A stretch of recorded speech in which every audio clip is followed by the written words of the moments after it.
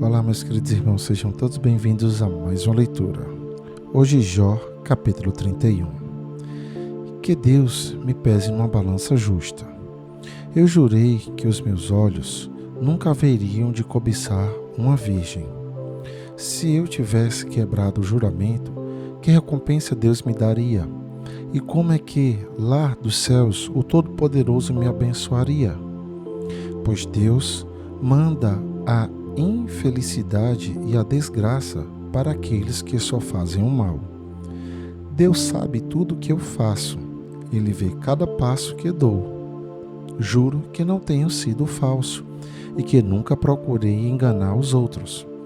Que Deus me pese numa balança justa e Ele ficará convencido de que sou inocente. Nunca cobicei nem adulterei. Se por acaso me desviei do caminho certo, se o meu coração foi levado pela cobiça dos olhos, se pequei ficando com qualquer coisa que pertence a outra pessoa, então que outros comam o que eu semeei, ou que as minhas plantações sejam destruídas. Se o meu coração alguma vez foi seduzido pela mulher do meu vizinho, e se fiquei escondido, espiando a porta da casa dela, então que a minha mulher se torne escrava de outro, e que outros durmam com ela. Se eu tivesse cometido esse crime horrível, o tribunal deveria me condenar. Esse pecado seria como um incêndio terrível, infernal, que destruiria tudo que tenho. Sempre fui justo e caridoso. Quando o empregado ou empregada reclamava contra mim, eu resolvia o assunto com justiça. Se eu não tivesse agido assim, que faria quando Deus me julgasse? Que responderia quando Ele pedisse conta dos meus atos? Pois o mesmo Deus que me criou, criou também os meus empregados.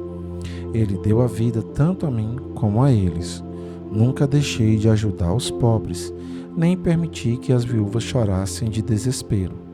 Nunca tomei sozinho as minhas refeições, mas sempre reparti a minha comida com os órfãos.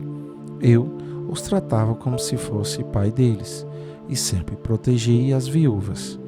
Quando via alguém morrendo de frio por falta de roupa, ou notava algum pobre que não tinha como que se cobrir, eu lhe dava roupas quentes, feitas com lã das minhas próprias ovelhas, e ele me agradecia do fundo do coração. Se alguma vez fui violento com um órfão, sabendo que eu tinha o apoio dos juízes, então que os meus braços sejam quebrados, que sejam arrancados dos meus ombros. Eu nunca faria nenhuma dessas coisas, pois tenho pavor do castigo de Deus e não poderia enfrentar a sua presença gloriosa. Nunca fui infiel a Deus. Jamais confiei no ouro. Ele nunca foi a base da minha segurança. Nunca me orgulhei de ter muitas riquezas, nem de ganhar muito dinheiro. Tenho visto o sol brilhar e a lua caminhar em toda a sua beleza. Porém nunca os adorei, nem em segredo, e não lhes atirei beijos com a mão. Se tivesse cometido esse terrível pecado, eu teria sido infiel a Deus, que está lá em cima, e o tribunal deveria me condenar. Nunca fui vingativo, nem sovina, nem hipócrita. Jamais me alegrei com o sofrimento dos meus inimigos, nem fiquei contente se lhes acontecia alguma desgraça. E nunca fiz uma oração pedindo a Deus que matasse algum deles. Os empregados que trabalham para mim sabem que os meus convidados comem à vontade, do bom e do melhor. Nunca deixei um estrangeiro dormir na rua. Os viajantes sempre se hospedaram na minha casa. Jamais procurei encobrir as minhas faltas, como fazem algumas pessoas. Nem escondi no coração os meus pecados. Nunca tive medo daquilo que os outros podiam dizer. Não fiquei dentro de casa, calado, com receio de que zombassem de mim. Aqui termina a minha defesa. Como gostaria que alguém me ouvisse. Aqui eu termino e assino a minha defesa. Que o Todo-Poderoso me responda.